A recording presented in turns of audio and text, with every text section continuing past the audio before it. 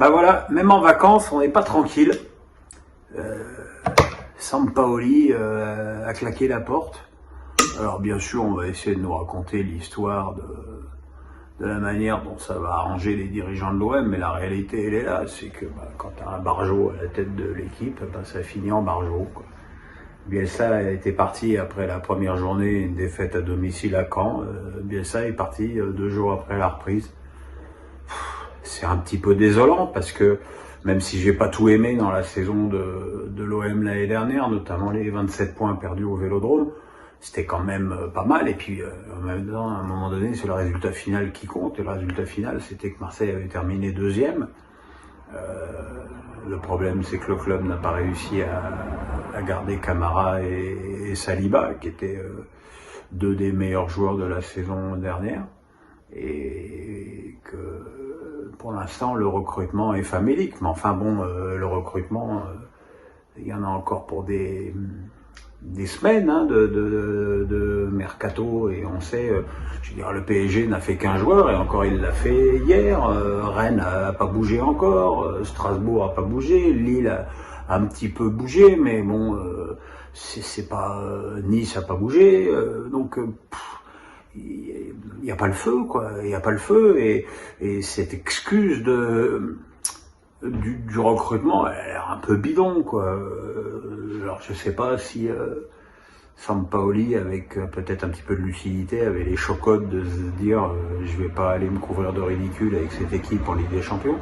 C'est une possibilité, même si on n'est pas obligé de lui donner raison sur ce dossier.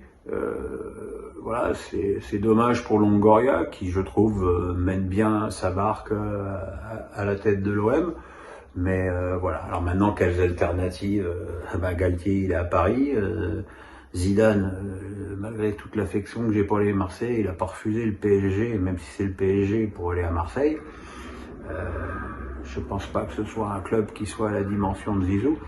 Peut-être Laurent Blanc, même si je sais très bien la défiance, que je ne m'explique pas d'ailleurs, qu'on a pour ce garçon qui a quand même eu des super résultats avec Bordeaux et le PSG.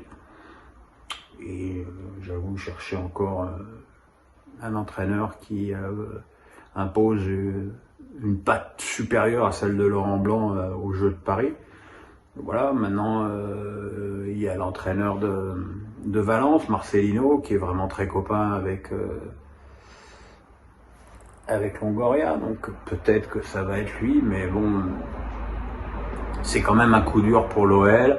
Et puis bon, en termes de crédibilité, c'est pas top, quoi. C'est pas génial. Quant à Sampaoli, il aura encore une fois pas été au bout des 2 ans d'un contrat. De toute façon, ça se voyait sur le banc de touche qu'il était vigouinché, le mec. Il voulait se battre avec tout le monde, il prenait un carton tous les matchs. Bon voilà, quoi. Moi, le personnage me fatiguait énormément. Mais encore une fois, les résultats ont été là, et je pense qu'il devait se dire que sans Saliba et sans Camara, et avec un recrutement pour l'instant quasi inexistant, mis à part le Touré du Havre, il n'était pas possible de renouveler cette performance en Ligue 1, et surtout de figurer de façon correcte en Ligue des Champions. Donc voilà, l'OM égal à lui-même, toujours des problèmes.